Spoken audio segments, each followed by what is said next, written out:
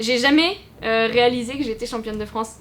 Le seul objectif, c'est rattraper celle de devant, la doubler, rattraper encore celle de devant, doubler, et donc voilà. Mais c'est que du bonheur, c'est que du bonheur. Bienvenue dans Super Pilote. Cette semaine, j'accueille Margot, championne de France moto 600 cm3. Alors Margot, est-ce que tu peux te présenter ? Alors je m'appelle Margot Hubeny, j'ai 24 ans, je suis du Grand Est et je suis pilote moto 600 cm3. Qu'est-ce qui t'a donné envie d'aller rouler sur circuit ? Je roulais bien sur route, mais j'ai trouvé la route de plus en plus dangereux. Et moi, j'avais cette sensation d'un manque d'adrénaline sur la route, mais la dangerosité de la route faisait que on est vite stoppé. Donc c'est même mon papa qui m'a dit il faudrait que tu ailles te jouer les roues sur circuit. Donc je me suis lancée sur circuit avec un R6 de 99, donc un Yamaha. Et j'ai toujours été pro Yamaha. Donc du coup en 2018 on a acheté un R6 4 de 1999 et je me suis lancée sur le circuit de Chenevière qui est juste à côté de chez moi. Et les mois sont suivis, les entraînements se sont suivis et en fin d'année en fait je suis passée du coup de catégorie débutant en 2018 début de saison à catégorie confirmée en fin d'année 2018 et c'est mon team, donc le team Trajectoire pour qui je roule, qui m'a dit mais il faut faire quelque chose, on n'a jamais vu ça, il faut te lancer en compétition. Et moi j'ai rigolé, ça faisait 4 mois que je faisais de la piste, j'ai dit je peux pas me lancer en compétition. Et fait et dit, j'ai rigolé et après je me suis dit pourquoi pas, parce qu'il y en a qui arrivent, je vois pas pourquoi j'y arriverai pas. Donc j'ai vendu mon R6 de 99 et j'en ai acheté un de 2009 qui était déjà préparé pour la piste et pour la compétition.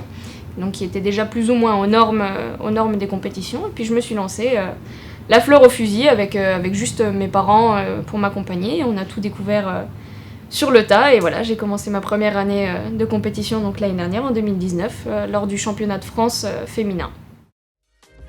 On ressent quoi avant sa première course ? Alors, on va pas se mentir, j'étais pas bien, j'ai envie de vomir, tout ça, c'est vraiment, en fait, on se demande qu'est-ce qu'on fait là. L'année dernière, en plus, j'étais une des seules qui n'avait pas fait de compétition, donc j'arrivais vraiment, moi j'étais celle qui arrivait, qui avait jamais pris un départ, qui n'avait jamais fait une course. On m'a même critiquée pour ça, en disant que j'étais dangereuse pour les autres, et donc derrière c'est une belle revanche. Mais on m'a beaucoup critiquée parce que j'avais jamais pris de départ, que ça serait dangereux pour moi, pour les autres, que je créerais des bouchons, etc. Donc c'est un gros stress, je suis arrivée à ma première course avec un énorme stress et au final, lors des essais libres, j'ai fait première. Aux qualifications, je me suis qualifiée 3e. Malheureusement, pour la course, j'avais jamais fait de départ, je m'étais pas non plus entraînée à faire des départs, je me suis littéralement envolée avec la moto. Du coup, j'ai quand même terminé 6e. Donc pour une première course, c'est pas mal. Mais par contre, quand on arrive sur la première course, j'étais pas bien. J'étais pas bien et puis c'est beaucoup de stress. Et en fait, une fois que c'est lancé, c'est que du plaisir. Et c'est, le seul objectif, c'est rattraper celle de devant, la doubler, rattraper encore celle de devant, doubler. Et donc voilà. Mais c'est que du bonheur, c'est que du bonheur. Maintenant que tu as de l'expérience, comment on prend un bon départ ? Comment on fait un bon départ ? On prie pour pas lâcher trop vite l'embrayage. Mais non, en fait, on joue avec le patinage de l'embrayage en fait pour mettre le moteur déjà en régime et au moment de l'extinction des feux, avoir déjà en fait être prête en fait à tout lancer, à ce que la moto parte sans trop donner. Justement, c'est pour ça qu'on fait beaucoup patiner l'embrayage pour pas que la moto s'envole, ce qui moi s'est passé au Mans puisque je ne savais pas faire. Comment est-ce que tu te prépares physiquement ?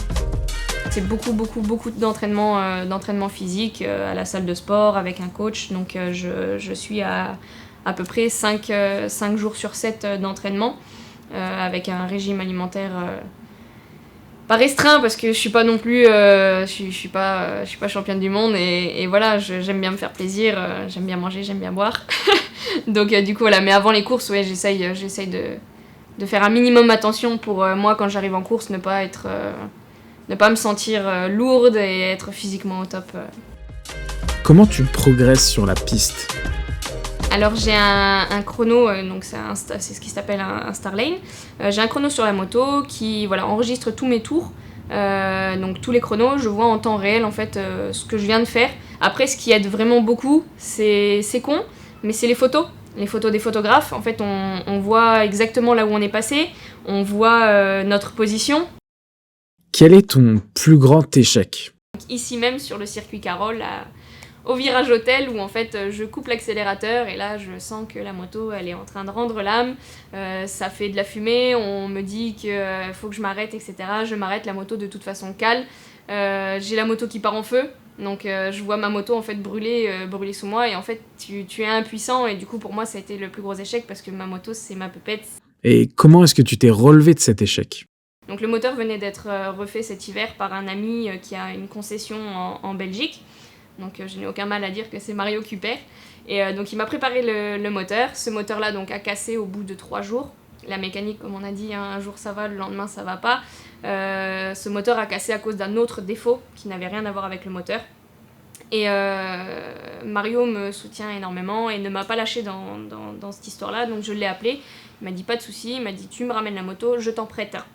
Donc le moteur que j'ai actuellement, c'est un moteur que Mario me prête. Et donc voilà, donc je me suis assez vite relevée de cet échec parce que voilà, on est soutenu et parce qu'on a de bonnes personnes autour, et sans qui voilà, ça serait arrêté là puisque c'était en plus en début de saison, donc, mais ça se finit toujours bien parce qu'on a de bonnes personnes autour.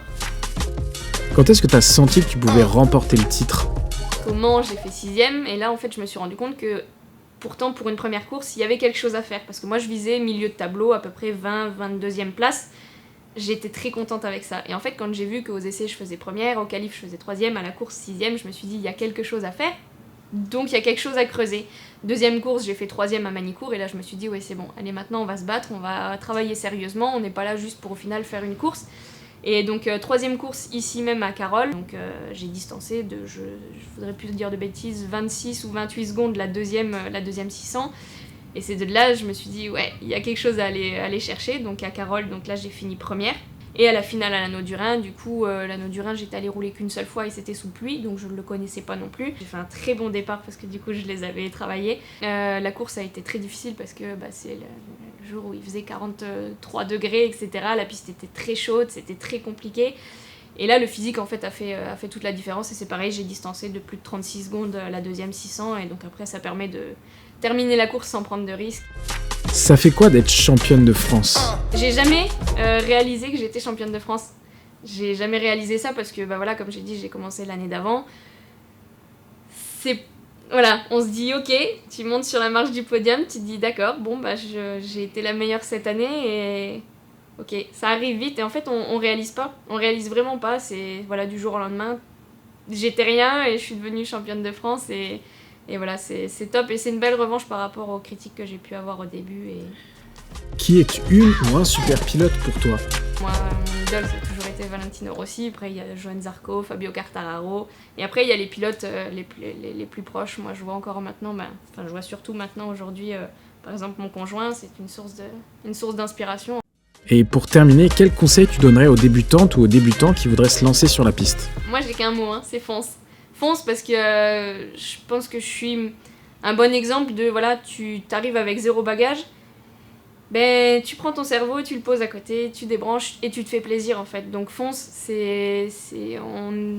je parle en tant que femme, on n'est pas moins bonne que les hommes, on n'a pas de raison d'être moins bonne que les hommes. Fonce, il y a beaucoup de choses maintenant qui sont faites pour que ça se passe bien, il y a beaucoup d'encadrement sur les journées de roulage, il y a des coachings, il y a des stages. Donc on nous donne beaucoup de moyens pour réussir, pour être à l'aise, pour apprendre en sécurité et faire les bonnes choses. Donc non, fonce, faut se faire plaisir. Si on le fait pas là, on le fera jamais.